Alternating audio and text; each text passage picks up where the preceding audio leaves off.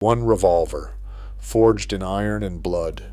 They called it the Peacemaker. Between 1873 and 1892, more than 23,000 were issued to the United States Army alone. It rode on the hips of lawmen, outlaws, cowboys, and bounty hunters across the most dangerous frontier on earth. But how did a single Colt come to rule the mythology of the entire American West? In the heart of Hartford, Connecticut, the Colt Single Action Army was born not from legend, but from fire, steel, and the relentless hands of men who shaped the frontier's fate. Each revolver began as raw iron, heated in the forge until it glowed a furious orange, 1,500 degrees of American ambition. The frame, drop-forged under a 10-ton hammer, took its shape in thunderous blows. The steel pressed and hardened until it could withstand the chaos of the West. Master gunsmiths, sleeves rolled and faces streaked with sweat and carbon, trued each frame on a crown lathe, eyes narrowed, hands steady, every pass of the tool shaving away imperfection. Case hardening followed.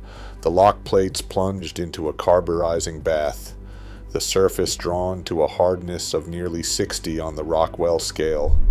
This was steel that could take a beating, steel that would not yield to sand, blood, or the shock of battle. The barrel, rifled with a 1 in 16 twist, was polished to a mirror sheen before it ever felt the heat of a bullet. Walnut grips, hand-finished and oiled, were fitted by touch and memory, each grain a silent witness to the violence and hope of the West. But the true genius lay in the revolver's cycle. The patent number 101,247, granted July 2nd, 1872, secured the loading gate and ejector system that would define the Peacemaker. To load, the hammer is drawn to half-cock, freeing the cylinder. The gate swings open with a metallic click. Cartridges drop into each waiting chamber, one by one, each round a promise and a threat. The cylinder spins on its axis, locked tight with a final snap. The hammer, cocked fully back, readies the weapon. One pull of the trigger, and the hammer falls, firing pin-striking primer, unleashing the .45 caliber Colt's fury. After each shot, the hand-driven ratchet indexes the next chamber, the cycle repeating until the cylinder runs dry. Spent shells are pushed free by the ejector rod, the shooter's thumb steady, the rhythm practiced and sure. In its first year, nearly 7,200 of these sidearms left the Hartford Armory, each one inspected, stamped, and entered in the ledgers. But behind every number was a craftsman's pride, a gunsmith's touch, a forge master's fire, a legacy hammered into steel. The Peacemaker was more than a weapon. In these hands, it became the frontier's answer to chaos and the first heartbeat of a legend. Crate-stamped Colt's patent firearms left Hartford by the wagon load, bound for Army depots and the farthest outposts.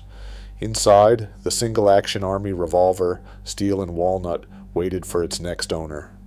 Army records show serial number 954, a .45 caliber, inspected and logged before it disappeared into the dust. By 1880, the Army had taken in about 23,060 of these sidearms, each one issued to a cavalry trooper or tucked into a scout's saddlebag. The revolver became standard issue, its weight settling on the hip of every man riding out at dawn, boots caked in trail mud, holster buckled tight. The Peacemaker was more than equipment. It was the final word on the open range, a silent companion through long patrols and sudden violence. But the Army's need was only the beginning. As contracts slowed, surplus Colts trickled into civilian hands. Ranchers and cattle outfits bought them by the box. In 1884, Charles Goodnight, a legend of the Texas Panhandle, ordered 50 Colts for his crew. The ledger entry is spare, but the reality was anything but. 50 cowhands, each armed against rustlers, wolves, and the unknown. The revolver's grip grew slick with sweat and dust. Its cylinder spun before a stampede or the hush of a midnight fire. Railroads followed. In 1886, the Atchison, Topeka, and Santa Fe Railway ordered 120 Colts for their express car guards. These men rode shotgun beside strong boxes and payrolls, eyes fixed on the horizon, hands never far from cold walnut grips. Every new mile of track meant risk, bandits, saboteurs, and the sudden violence of the frontier night. The Peacemaker was their insurance, its presence both warning and promise. From Army quartermaster to cattle drive, from rail car to saloon, the Colt Single Action Army became as common as dust, passed from soldier to rancher, lawman to outlaw, and woven into the fabric of the West. Gunfire once rattled the streets of Abilene and Dodge, but the echoes that lingered grew louder in print than they ever were in life. The Colt Single Action Army, born in Hartford's factories and carried west by men chasing fortune or justice, became more than a sidearm. It was transformed into legend by dime novels, cheap, sensational stories that swept across America, painting the frontier in bold strokes of violence and heroism. Covers blazed with images of high-noon duels, lone lawmen facing impossible odds, the Peacemaker shining at the center of every showdown. Newspapers joined in, hungry for drama, turning every gunfight into a headline and every outlaw into a household name. Wyatt Earp, Bat Masterson, Billy the Kid, each became larger than life, their exploits retold until fact blurred into fiction. The lawman's draw grew impossibly fast. The outlaw's aim never missed. The Colt's silhouette promised survival. Its report became the anthem of frontier justice. Yet behind the myth, the reality was far less romantic. The classic quick-draw duel, two men facing off in the dust, hands hovering over holsters, was mostly a fantasy. Real gunfights were sudden, chaotic, and often cowardly. Shots fired from behind barrels, violence erupting in crowded saloons, ambushes in the dark. The image of the fearless sheriff, standing alone against evil, was hammered into the national imagination by writers who had never seen a real gunfight. No myth stands taller than the Buntline Special.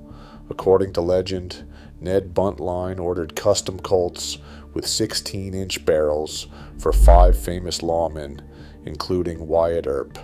The weapon was supposed to tip the scales in every duel, but there is no evidence, no Colt records, no invoices, no photographs. The first mention of the Buntline Special appears decades later, conjured by television and Hollywood, not by history. Dime novels, printed by the tens of thousands, turned isolated gunfights into national legend. The real Colt was a tool for survival, not ceremony. The myth, though, proved indestructible, outlasting the men who carried it. A battered Colt lies silent on a museum velvet, its bluing worn to silver at the muzzle, the walnut grip smoothed by 1,000 draws. Under the glass, it is easy to miss the clues. Tiny notches cut into the butt, a faint groove where a holster's leather edge polished the frame, the ghost of a cavalry stamp half erased by time. For the historian, these scars are a map. Each microscopic scratch, each faded proof mark, is a breadcrumb leading back through decades of dust and blood. Serial numbers, etched deep in steel, become the revolver's birth certificate, tying it to the ledgers of Hartford, to a cavalry muster roll, to a shipment bound for a Texas railhead.